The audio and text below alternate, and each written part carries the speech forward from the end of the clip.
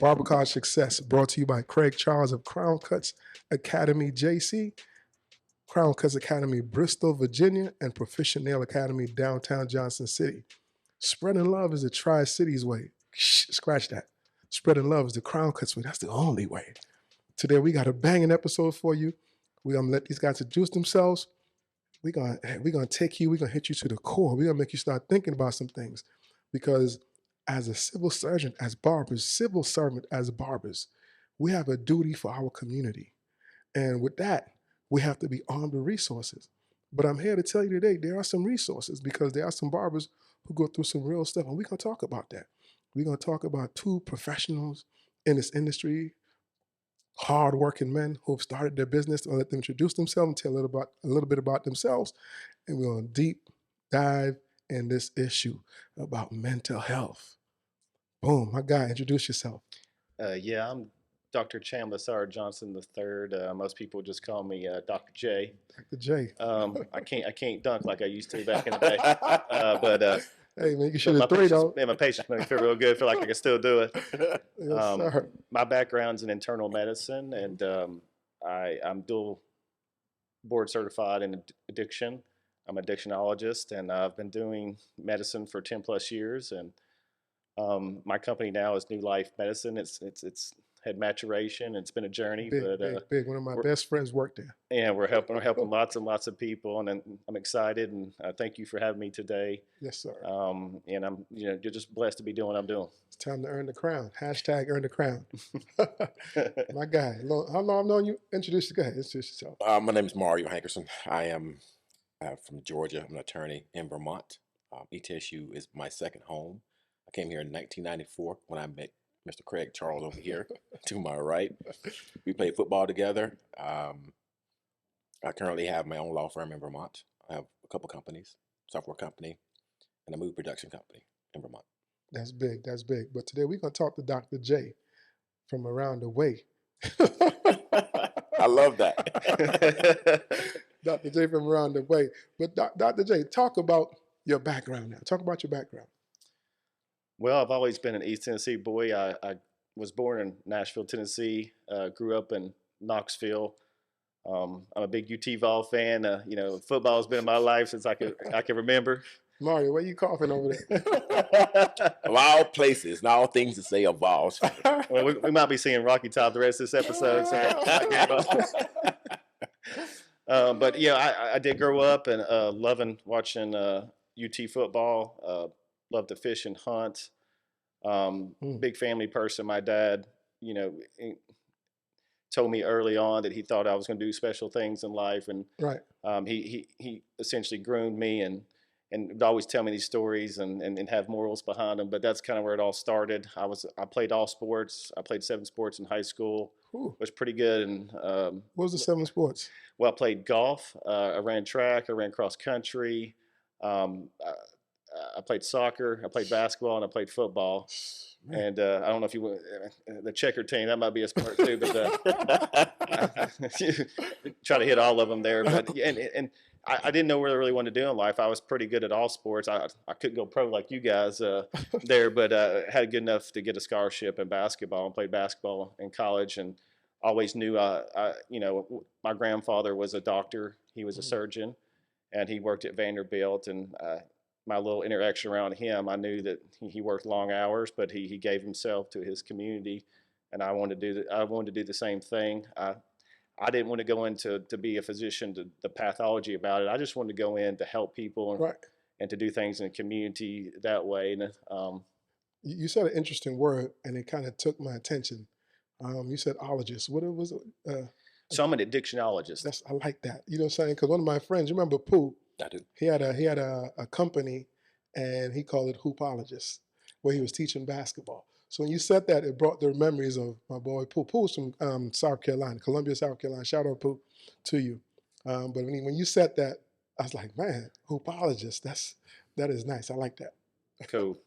Yeah. When not that this is a really new field, but it really is a new field, Right. addiction and how we treat it. Like I said earlier, that my background was in internal medicine. I went to actually Walter State first to play basketball there, and then I transferred to ETSU to play basketball. And then that's where my continuing education went. And then knew I wanted to go to medical school. Yep. When I applied to several schools in Tennessee and was kind of put on the waiting list. But I knew that I could do it, and I wanted to be a doctor. So my mom and my stepfather had taken a trip to a place called St. Martin in the Caribbean, and they found out there was a medical school down there, and they said, "Hey, would you think about going to this medical school?" And I was like, "Well, heck yeah!" I looked it up, and it said 85-year round of a beautiful beach with all these women. Yeah, I think I can handle this. You might be shouting them out because people might want to go to medical school. Hey, but as you know, on this show is a barber podcast, but doctors and barbers start out together. So that's why this episode is so special, because a lot of people are probably wondering, why is an addictionologist on this podcast? Because we want to be able to arm barbers with the tools for their clients. That's why we're doing this podcast, to let you know there's resources out there. And we'll talk about how we're going to partner them towards the end. Yes, we are. From that school in the Caribbean was called American University of the Caribbean. My first 2 years were down there, doing all the science part of my schooling, which was nice. I tell people now it's hard to actually study on the beach when you got oil all over your body and everything else. But, that's what I don't recommend that. But and I did actually study when I was down there. But I learned a lot about myself because it was it's a third world country. You're away from home. It's away from home. It's a French Dutch island. You had people calling from all over the world. Do you ever go back? Oh yeah, I go back every year. It's one of my favorite places to go into vacation. My wife loves going there. It's crazy because you're in the medical school, and then everybody thinks, oh, it's in the Caribbean. Is it easier? It's easier to get in, I think, but it's probably just as hard to get through because all your professors are from Harvard and all the Ivy League schools and Emory and Henry. True story. I almost went there with my cousin on vacation in April, St. Martin. Oh, you got to go. It's called the Friendly Island. It's supposed to be the most friendly island in all of the Caribbean. And then at the same time, it's 5-star culinary. So you have some of the top chefs in the world go down there. Yeah, so you have unbelievable seafood and just any kind of food you can think of. Background, they all move down. You can find 5-star Mexican restaurants. You can find 5-star Italian restaurants. It's really cool. So now talk about the part where medical school you got through. And how did this come about to start with New Life Medicine? Okay. Or is there some stuff you want to talk about? Oh, no, that's fine. That's fine. So we went to, I thought I was going to be going to University of Tennessee for my residency program. I ended up going to ETSU. I came up here for my last rotation, and it was in family practice. And when I did that, one of the program director had found and talked to one of the attendees that I'd worked with and some of the other residents and thought, he needs to come back on these mountains, come back to ETSU. So they offered me essentially the residency program at that time. And what was really cool about the Caribbean schools is you could sign outside the match. Right. And so I could pick exactly where I went without having to go through the match and know exactly where I was going. And I did that, and I've never looked back. And that was in 2006. So, going to ETSU and being in this area, I thought at first I wanted to become an allergy immunologist and treat allergies. I have bad allergies myself. East Tennessee's got every allergy out there. And so I thought that's what I was going to do. But then something just kept on pulling me and saying, just stick with internal medicine. I didn't know why. And when I first left the residency program, my first job was in Southwest Virginia at a place called Clinch Valley in Richlands in the middle of nowhere. I took a job with a group that they said, if you come along, we're having some struggles. There's this hospital in the middle of nowhere in Southwest Virginia, and they need a lot of help. But sometimes those are the good ones, because without struggle, there is no, you have to go through some type of, I know it was tough, but to see the sunlight, you have to go through some darkness at times. Oh, that's definitely right. And not to say that I was running from anything, but unfortunately I was kind of going through a divorce at that time, and I don't wish that on anybody. And I was hurting myself. And so, this was a chance for me to kind of get away from that situation. I came into the hospital being a little East Tennessee boy, knew the language, loved to hunt and fish in this community. And That's a hunter too. Now he's from Oglethorpe, Georgia. That is true. He's I'm a hunter. He's a love to.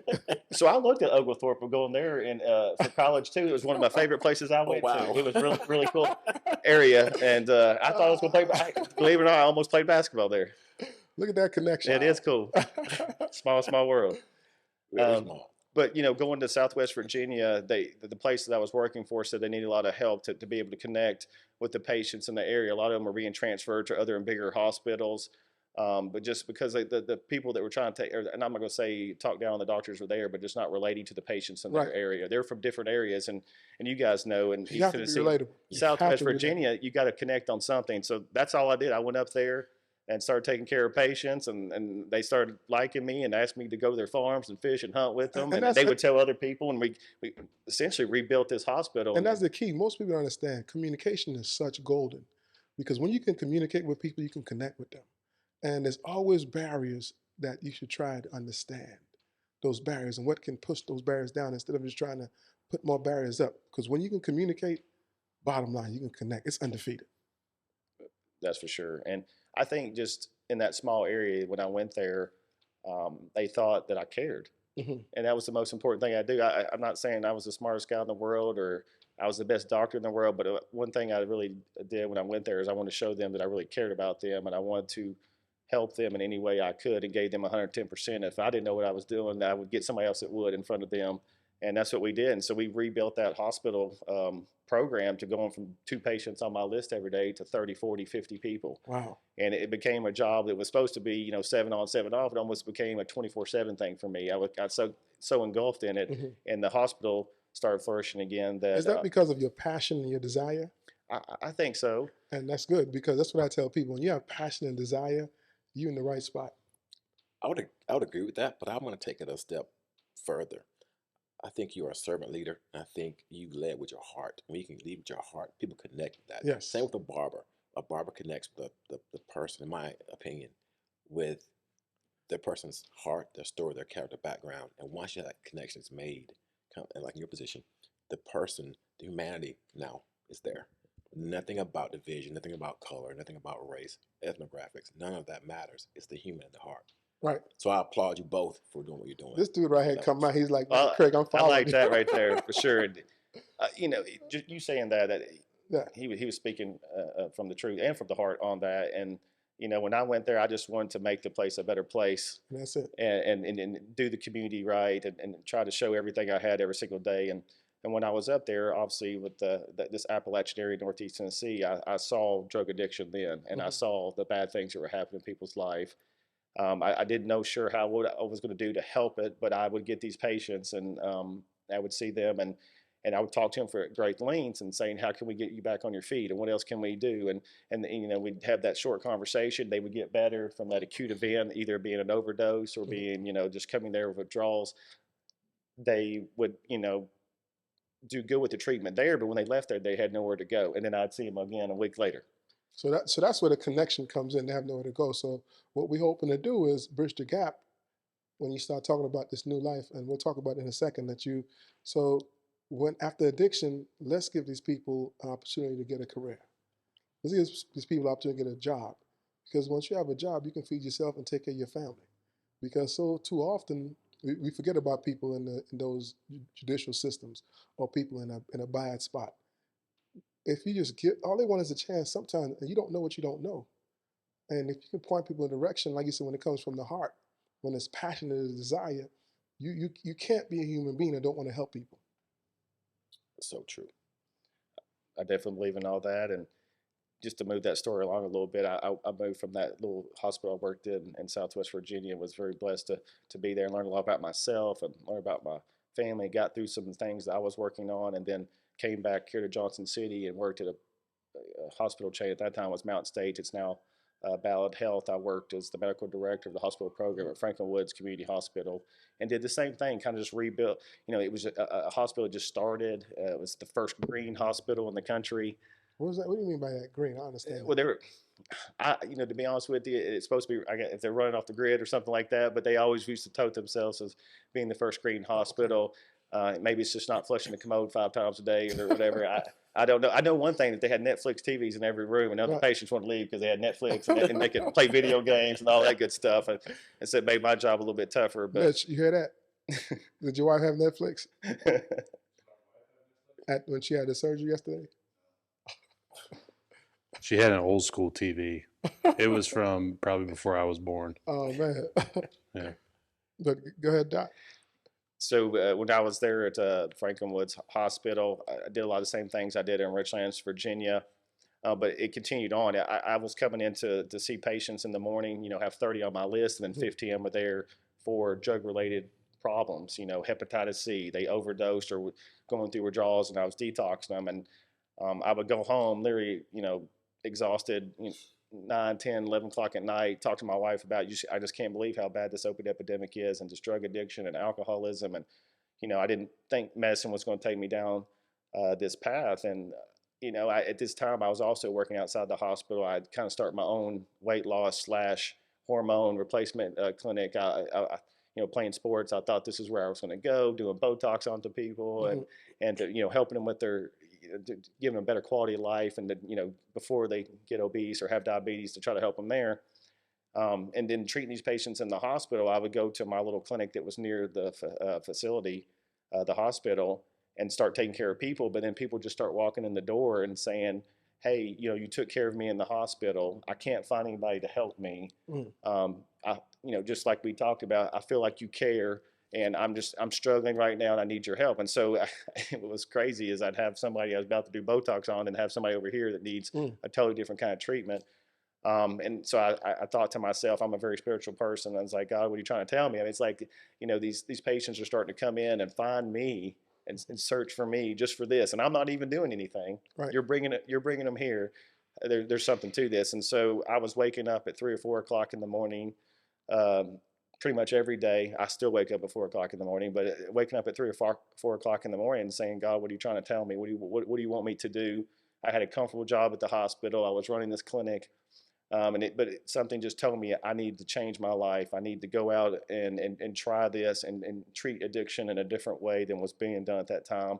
And that's what I did. So one of those mornings when I woke up at 3 o'clock, I woke my wife up, and she's a nurse practitioner, and said, hey, I've got this crazy idea. I think I'm just going to leave the hospital, and I want to start a clinic, and I want to do it the best way I know how to treat people with addiction and mental health problems. But we're going to do primary care. We're going to add all these other services, and I want to get counselors involved. And she looked at me and she said, you know what, I got your back, but go back to sleep. And so that's what we did. I left in the middle of the night. I put my resignation in, and 3 months later, we had started this journey to, which now eventually is New Life Medicine. Back then it was a different name, but we've accomplished a lot of goals on the way to getting to New Life Medicine. And again, the importance of this conversation, what we have today on this podcast, is again, continue to just let students or barbers out there earn the crown understand your position in this community as a resource center, because barbering is such a unique trade and skill set. Once you get your hair cut, you can get information about the judge, the lawyer, a carpenter, a mechanic. And I think we need to step the game up a little bit more and be more responsible and take a deeper look at ourselves as barbers and be able to serve the community more than just a haircut, and be able to have a conversation, because our community need us. And with mental health and all these ailments out there, we can take it a step further and let people understand and know, because they trust us. Someone is one of the few professions where you go to school for 10 months where you're trusted to touch someone's face. You put your hand in someone's face, that's not conducive anywhere else. You know what I mean? But a barber, you touching a man's face. Typically, a man is not going to let you touch his face, but a barber, it's what you do. So you build that personal bond. You build a bond by touch. You build a bond, and when you build that bond by touch, people trust you. So we have to step it up to another level and understand that we are a resource center all around. And to take care of our community is be able to have resources for them as far as mental health, addiction places where we can talk to them about, hey, you know what? I know Dr. J. Dr. J from around the way, he got you. You go there, he's a one-stop shop. And before, as a barber, I didn't realize I had that skill, because I'd always try to solve everyone's problem. But now, with the Confess Project of America, taking on mental health. We're going to train barbers to understand their responsibility for their community. You can be a resource center. And what that does for you as a barber, it builds trust. It builds retention in your clients. And it helps with your income. Those three things: trust, retention, and your income. That's what life's about. And then, because one thing barbers think about is, man, this is getting kind of redundant. I'm not, because you're not in your community. You're not serving people. You have to come from a serving perspective, a serving aspect. When you're serving people, the passion sticks, your desire glows, and you love your job even more. That's why I love my job. I haven't had a day in the past 20 years where I said I didn't want to go to work. I never said that. I wake up every morning excited. I do. I definitely can hear the passion in your voice, and you said trust, right? Yes. And getting back to what me doing in my field is, when I met with these patients, they couldn't trust anybody, Mm-hmm. and that's what I gave them. I said, the first thing is we got to trust each other, and that they've been burned so many times, Yes. and they go to jail, and then they confide in people, and before you know, they get turned in, and all these bad things happen in their life, and they not say they did make some bad choices, but at the same time, who can they trust? And that's what I would just lay out for them, is that you can trust me, and you need to tell me everything, and we need to be truthful to each other, and your treatment's going to be a lot better, and we're going to have good days, we're going to have some bad days, but I'm going to teach you things that are going to help you understand your disease. But at the same time, I wanted to be their doctor, but also get down their level and be their friend. And like you said, Yes. give them all those resources they needed. And that's why I say all the time, I'm really not a doctor anymore. I'm more like a life coach. Right. Yeah. But that's what we are. When you're in the service industry, you are really a life coach. Mhm. What do you think from Mario? When you're sitting back and listening with your legs crossed, what are you hearing? I am astounded and astonished at the level of care and the level of passion come from both of you, and how you are serving the community, and you're both leading from your heart. But particularly in terms of mental health, in my experience in Vermont has a very progressive approach to treating mental health, and those that are incarcerated as well, making sure they have things they need when they get out, and for lifelong recovery. I think the most critical thing, though, is trust, right? When you communicate with your heart, the walls of dependency to a degree fall down, because they now know, if this person is going to treat me with a level of humane respect, Mm-hmm. non-judgmentally, they will look out for me. I'm much more easier to buy into their model of preventing me from falling back into the addiction world. And I just got to say thank you for allowing me to be on this podcast. I did not expect this. I did not expect what you described to me, Craig. What I'm hearing now has blown me away, to see your commitment to the community, your passion. Now you, Dr. J, to see that From around the way. from around the way. I'll start using that one. to hear both of you talk about your profession and what you're giving back to the community has renewed my focus in East Tennessee, because I did not think that Eastern Tennessee was at that level yet, and I can see it rising. Mario, we got a What you top are just 25 doing. podcast in the world, I- right here in Johnson City. I We think that's got awesome. Dr. J from around the way. You know what I'm saying? I gotta move back With then. resources, unbelievable resources. It's the reason you don't just get top 25, or you know what I'm saying, from around the way. I understand. You're both earned. But check this out, right? None of us are from here, and we love East Tennessee. That's so true. You come see these mountains, man. It's hard to leave these mountains. It is hard, isn't it? So talking about to the next level now. So I'll give a backstory. So since April, I've been in the jail system. The jail in Washington County built me a classroom, a shampoo bowl. They built me like a barber cosmetology classroom. So I go there every morning from 9 to 12 and teach the women the skill of barbering, nails, cosmetology, whatever it is, whatever they ask me. So one of the key things that I learned, went to a convention last year, and there was a doctor from Michigan State, and he said that if you, when you teach with confidence, because when you teach with confidence first, you give people an opportunity to open up, to feel comfortable.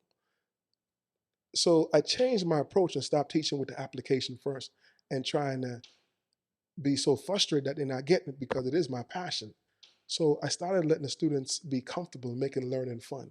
Because once you make learning fun, then the receptors open up and people are more receptive to learn and they will go through a wall. They might not do it good the first time, but they are comfortable in learning the application.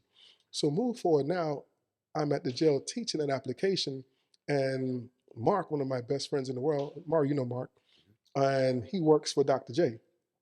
And I'm telling Mark about this thing going to the jail, and him and Dr. J spoke, and they talked about taking this to the next level of helping people in the community in a total new perspective. Because we understood now we can't forget about people. The people who are incarcerated, the people who go through mental health issues, the people who go through substance abuse, domestic violence, and sometimes what can help those people is giving them an outlet, giving them an avenue to get a career and a job. Because sometimes when you get stuck in that spiral and going downhill, you don't know what you don't know. So that's where this podcast is so strong and important, because now it's helping people take it to a new level who need the help. So me being in the jail, our focus is to help the people in the jail before they get out, because we understood if we don't help them before they get out, it's going to be hard on them. It's just giving them an opportunity to go right back. You want to elaborate on that? That's true, and a shout out back to Mark for connecting us, and being community builders. One reason I hired Mark is because I think he makes everyone around him better. Yes. And being a good leader is not just leading and then telling everybody you're the leader. It's basically everyone is attracted to you because you make them better, and I think he does that. And I'm so glad he works with me now and helps.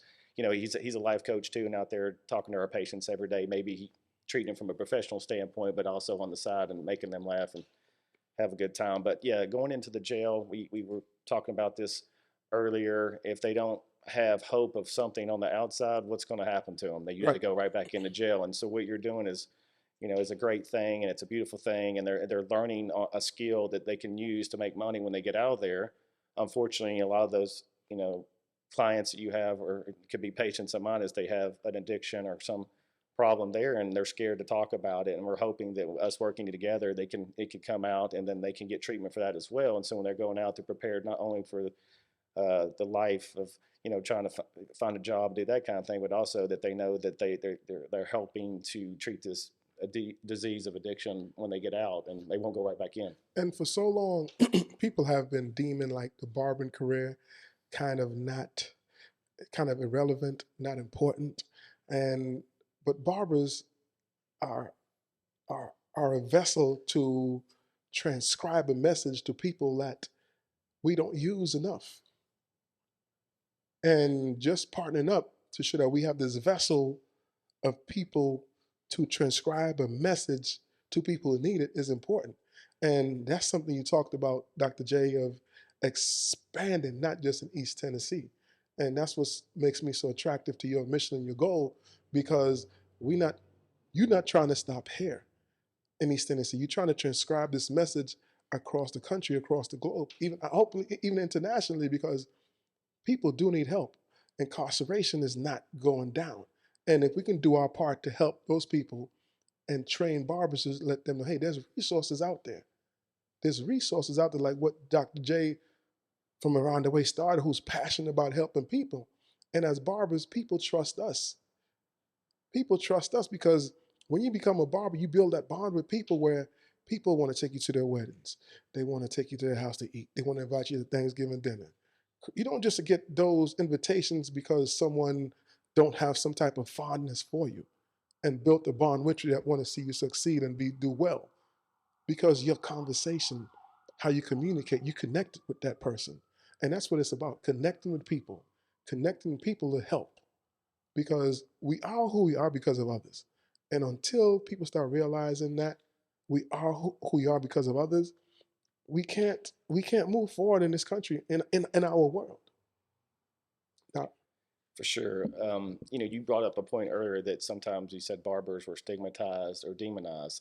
When I left the hospital, I was pretty well respected hospitalist, and I had even some of my own people that I worked with come to me and saying, I can't believe you're going to go do this thing. Mm-hmm. I mean, these are people that I thought cared about me, were going to root for me, and were saying, you're going to throw your life away going and Right. taking care of people with addiction. And I was like, I don't think you understand. I feel like this is my purpose in life. Yep. And it's the first time I really felt like that I was going to go be a doctor and do the things I needed to do for the big guy upstairs. And so, you know, it was really bad at first. The stigma was against me as well. So I knew what the patients were going through because I was going through the same thing, that, you know, there's this doctor, he's making all this money and he's just doing this thing to help these people that, you know, calling them addicts. And I don't even use that word anymore. I don't use the word addict. I just use somebody with addiction or somebody fighting or struggling with addiction, because, you know, a lot of times that terminology can make them just feel like that's who they are. And I'm not. You're not an addict. You're Tammy Sue or you're Johnny Joe, and you have a life that you can live, and you can, you know, this is a lifelong disease, but you can treat it and you can get better and you can do great things. And so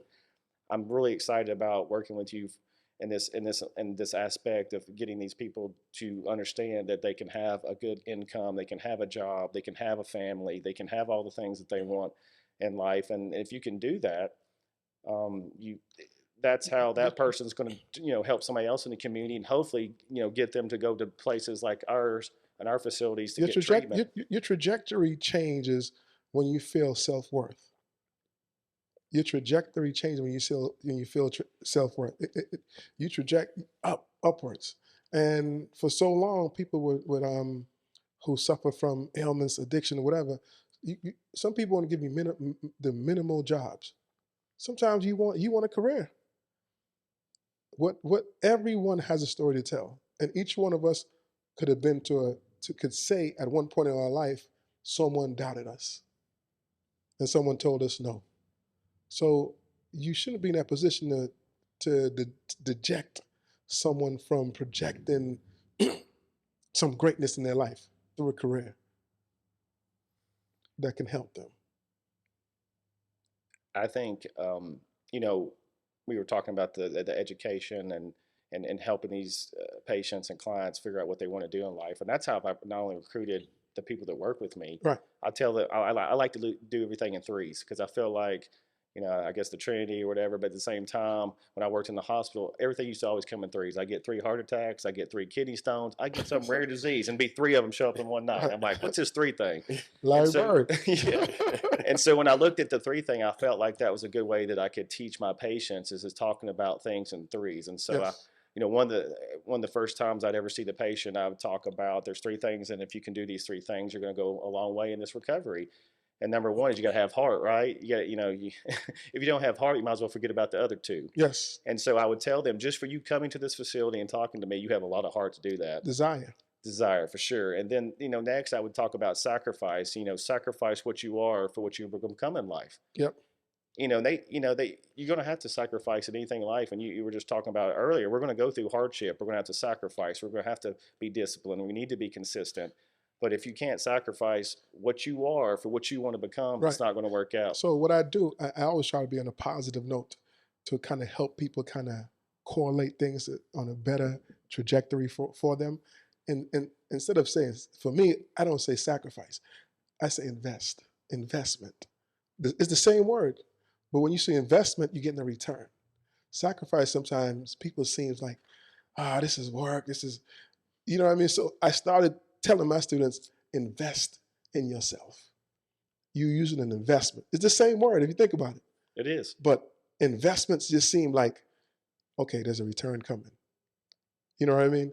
Because most people think like, and I was cutting hair one time when I was getting ready to go to Nashville to get my instructor license to open my school. And I was cutting this guy's hair, a respected guy in the community. He worked at Eastman. And I said, man, I got to go to Nashville. This is a big sacrifice for me to go down there I have to drive 4 hours. It's going to be an investment. He stopped. He's like, Craig, he looked at me. He's like, that's not really a sacrifice to me. You're investing. You're hoping for an outcome. And from that day, I stopped using the word sacrifice. I said, this is an investment. And now, if I didn't invest in myself and drive those 4 hours, I wouldn't have 3 schools. I'd be stuck in a chair, just working in the shop, which is a good thing, but I invested in myself. If I didn't look at it as an investment, the whole time, that 5-6 months of going to Nashville, leaving on Sunday night, driving 4 hours, going to school for a week, coming back on Saturday, working 1 day a week. My income dropped 80%. And I'm hoping for a return. And I just believed in myself because my goal was to open a school in East Tennessee. So not to cut you off, but I just, when I had the word soccer, I always bring that story up. Well, definitely. I always tell a lot of people that creative men Yes. or just creative people need to always talk about this, and you can always reinvest in what you're talking about. I do like that word. You get the heart, and then you get the sacrifice, turn that into investment. Yes. And then I would always talk to them. The last thing would be, how do you deal with pain? Yes. Because most people don't know how to both emotionally and physically feel with pain. And you can have all this bad stuff that's happened to you and then be inside you, but if you don't let that pain subside and go away and fill it with stuff like compassion and love, you're just going to be stuck in that same place. So, when the patients would come in, I would start them off on, talking about things in threes that they can maybe remember.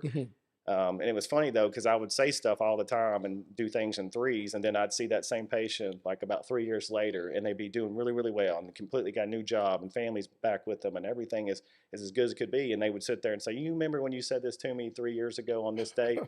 And I'd say, no, what did I say to you? And they would say all this stuff. And then I was like, man, that's some pretty good stuff I said back then. That's big. I mean, because you're inspiring and you're saying things from the heart that you believe will work. And you're giving people hope and a chance to realize, I can do this. And that's what it takes a lot of time, to give people the opportunity to realize that they can do this, because we don't know what we don't know. And a lot of us are stuck sometimes, even if it's in divorce, even if it's financially, even if it's mentally. And when you get stuck in that whirlwind, it's hard to get out. Someone have to pull you and guide you at times. And it doesn't matter what age you are. We are who we are because of others. And when you can help someone change the trajectory of their life to help them fish and eat for a lifetime, instead of giving them the fish that they can eat for a day, that's a game changer.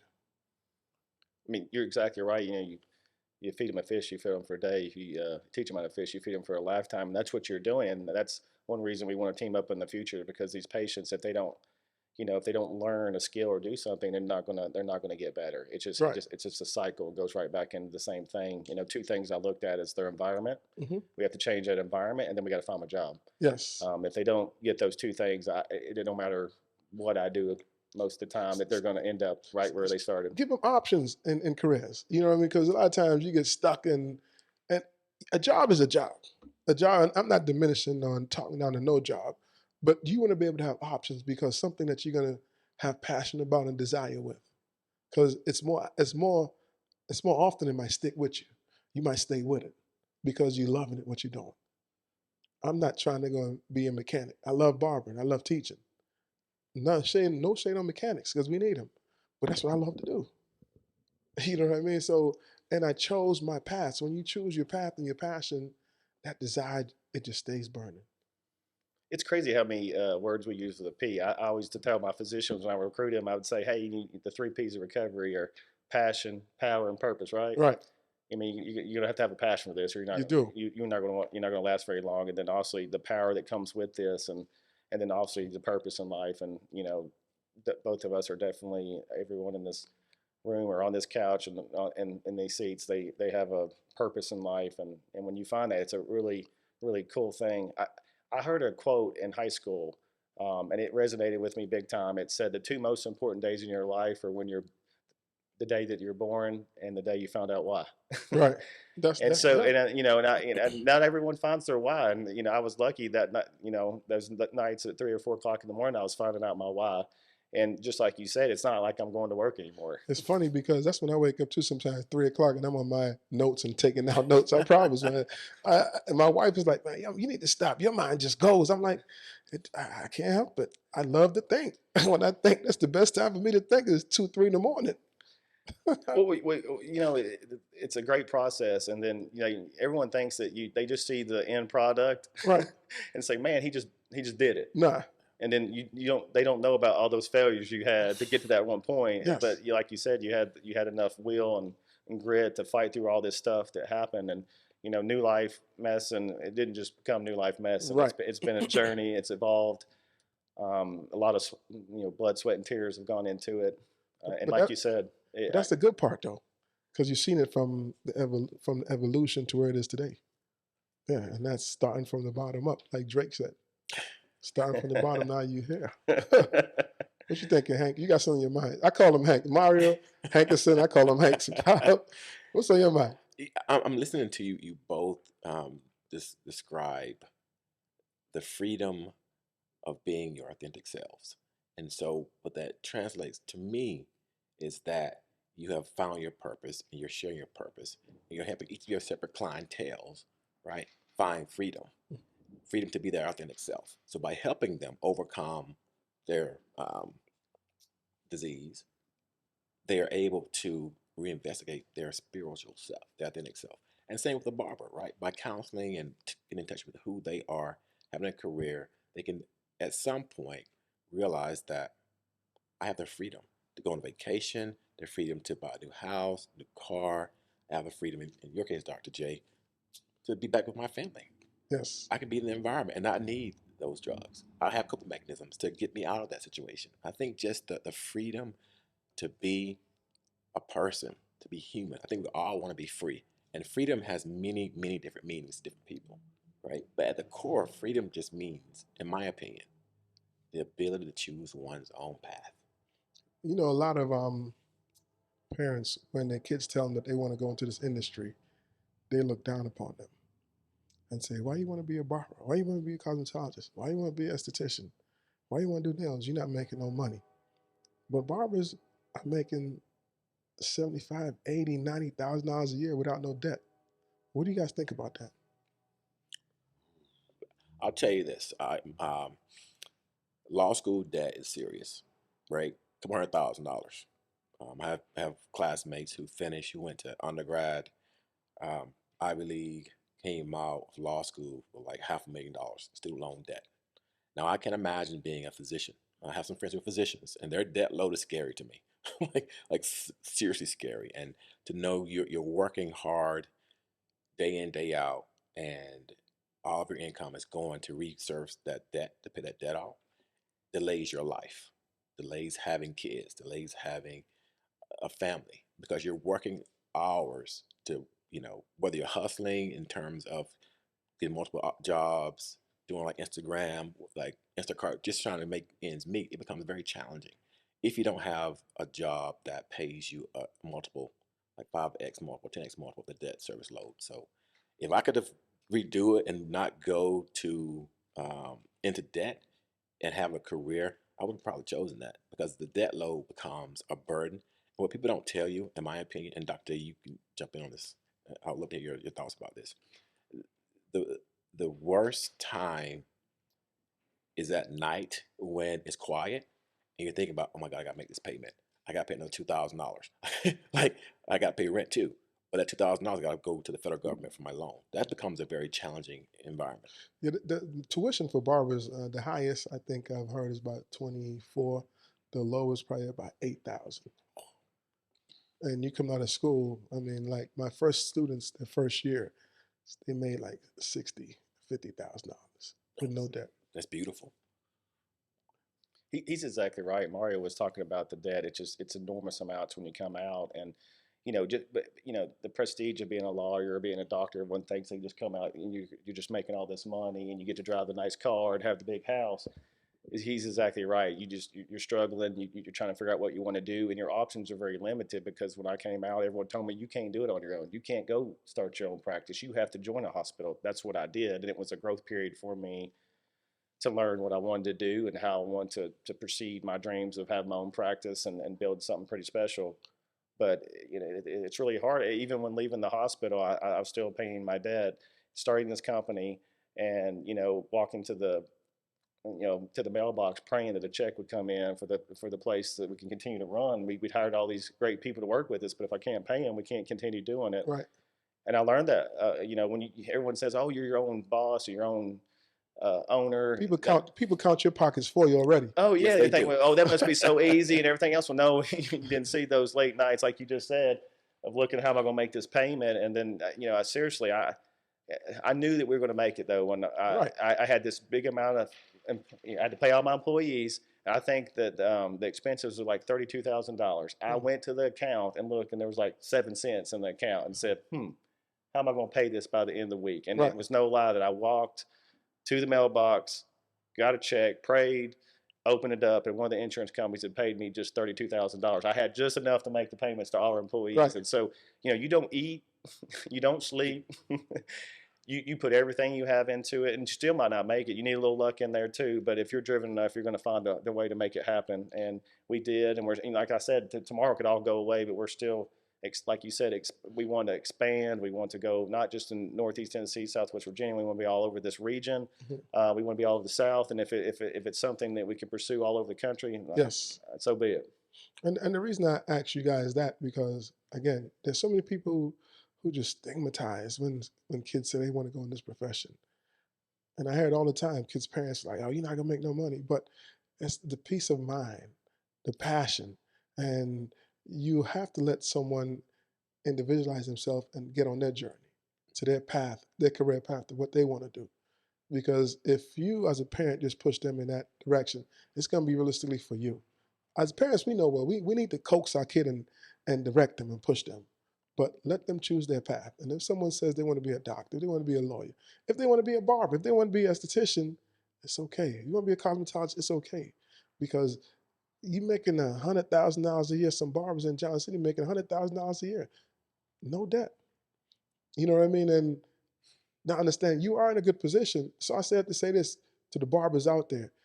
You have an opportunity to be unique in your skill set. So take it serious, because a lot of barbers don't take it serious.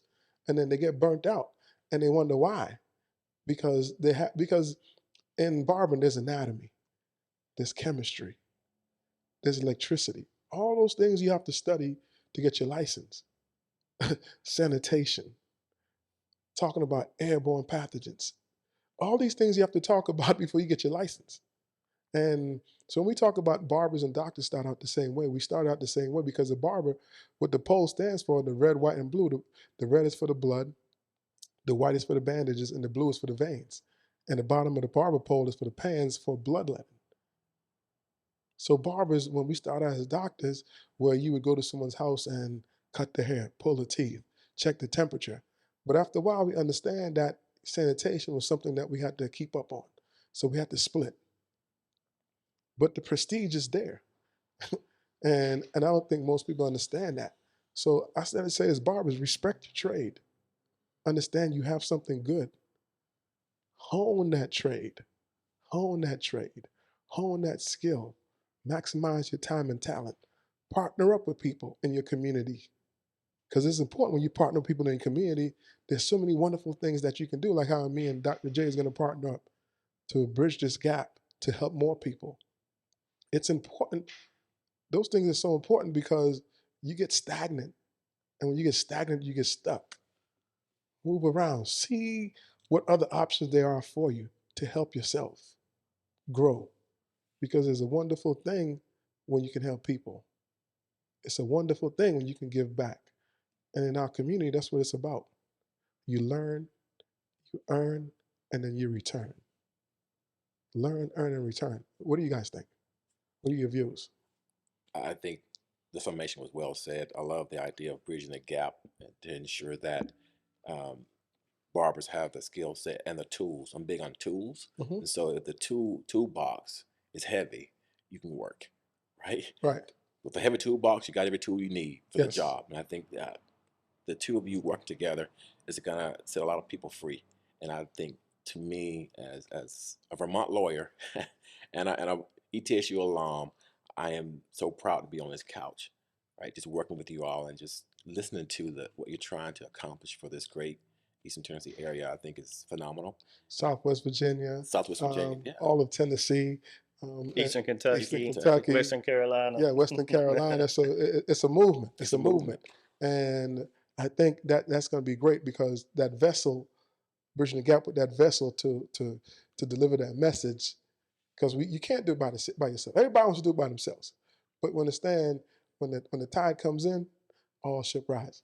You know what I mean? And you can, but you get there, it's lonely at the top. It takes a village to get there, It right? takes a village. And if you can surround yourself, I mean, you hear this all the time. It's like you want to make yourself better. So if you hang out with the same people all the time, Right. you're not going to get any better. Yeah. So you know, if you want to be a billionaire, you go hang out with 5 billionaires. You For don't go sure. hang out with 5 idiots, right? No, that's not, you got to and grow. something you said earlier too that kind of resonated with me was that you know, sometimes when they come to their parents and say, "Hey, I want to be a barber," and this is the reasons why, and they're just tearing them apart. Right. You know, sometimes a lot of the patients that come into our facilities, and maybe 90% of them or more, it's because the parents have told them, you know, they teared them down and they've had trauma there. And so, you know, when I first went into doing this too, when I was going out there with this passion and went to everybody and said, "This is what I want to do. Mm-hmm. This is how I'm going to do it." Yes. And then everyone would tell me, "You're crazy. You can't do it." And then I realized, like, these are my dreams. They ain't For sure. They're not their dreams. And so you know, your dreams are your dreams, and you got to make them happen. And you got to find the people that are going to be there for you and support you, and you know, whatever you need to get through it. But to your dreams. And so when you know, you look at your parents and tell them, "This is what I'm going to do," they may have this dream for you, but if this is the dream you want to pursue, it's good. You know, you can't let it go. No. I would also say too, with, you know, in both fields, being a lawyer, being an attorney, or being a barber, you said this word connection. They got to connect with their clients, right? Yes. And like and bring that out of them and talk to them, and they're you know, they're giving that person relief for that just a short amount of time. They're cutting their hair, Yes. and they got to find their niche in what they're doing. It's the same thing with being a doctor. It's, Yes. you know, I found out my strength was bedside manner and getting in there and talking to them. And sometimes it would give me the diagnosis because I asked so many questions or wanted to know more about their family. Communication. And the communication helped me to be who I needed to be. So, You and connect. that's really anything in life. If you're going to thrive in life, you have to be able to find your niche and connect and to figure out what that client or that patient and what they need. And a lot of times it's just listen, right? I mean, just being a barber, you might say they might just jump into the chair and all of a sudden they start cutting your hair and they're just telling you everything about what happened in their day. Yes. And Yes. at the end of the time, they're going to give you a huge tip Right. because you let them just talk for a little bit. And if you look at it, right, I'll ask you guys a question. If you can remember the people who was the best service to you in a restaurant, that's not a good thing. The reason why, because everybody should give you good service. But if you could remember the people who communicated well to you and treated you well at the table, I can remember the people, and I'm like, so I said to say this, customer service overall is down. But to stand out, that's how you stand out. Treat people well. Communicate well with them. Give them good customer service, and that tip will be good. I would agree. I want to say two quick things as you're wrapping up. The first is that as people, we connect, right? Yes. We all need a village. That's how we survive if we go back a millennia ago, right? Mhm. Through connection. And I think as well, to extend the metaphor of the boat, you mentioned earlier, Dr. J, about the spiritual connection and having a rudder. And so it doesn't make any difference if all the boats rise when the tide comes if you have no rudder. Mhm. And I think once you find your dream and your purpose, and you know it is your dream, or you know you want something different than what you currently are doing, if you have your rudder, you can steer. At least you're not tossed by the wind, right? And against the brakes. So I think that having the rudder, the freedom to have a rudder, I think it's beautiful. So a lot of people don't know what a rudder is. You gotta see what a rudder is. Oh my God! It helps you steer the boat. Okay. Effectively, that's what it really The does. shepherd. The shepherd. Oh, the shepherding, yes. Shepherd. Because you know the shepherds shepherd the sheeps and yeah. That's true. Fair point. Yeah. Fair So point. Yes. the rudder's like the shepherd that directs you. Exactly. Yeah. Fair point. I love that. This has Yep. been amazing. Like I think we should do this a lot more often. to Hey, be we honest with can. We can. I mean, you can zoom in. You can come in. We do it every Monday. Mitch had some things going on this week, but he's like, Craig, I got you. So he said, come down on Thursday. Well, I'm looking forward to you say all these different rappers and singers coming in here and getting us going, get us all hyped up to I want to say say some that good stuff. Yeah, we're gonna call it. I'm not gonna let people know because somebody might steal it. Before we put it out there, we're gonna make it official and make it big. But again, I mean, thank you guys for coming on, Dr. J. We got some work to do. I know we're gonna sit down and talk and just vibe. And I'd love for you to connect with Mario. Mario's a great friend of mine for 30 years. Yeah. We grew up together as adolescents. That's true. Yeah, so every time he comes in, he comes to step out of school and get a haircut and just vibe. So again, I appreciate you guys. What are your lasting words? What is your lasting words you want to say, Doc? And then Mari, before we get off. I just want to say appreciate you for having me and Mario and get to meet a new friend. Yes. Lasting words would just be if there's anyone out there that's hurting, is there anyone out there that feels like there's nowhere for them to go, and feeling like just I don't want to go on with life. There's a place for you. It's Yes. New Life Medicine. The phone number is 423-434-6677. And if you come in there, we're going to treat you with love and compassion and empathy. And hopefully you learn something you can go out into the community and help others too. And where are you located? We're at 2408 Susanna Street. Yes. It's right across from Wesley Church and right off of Princeton Road here in Johnson City. And Doc, you also talked about serving the underserved community, doing something with people who don't have insurance or having some type of sliding scale for.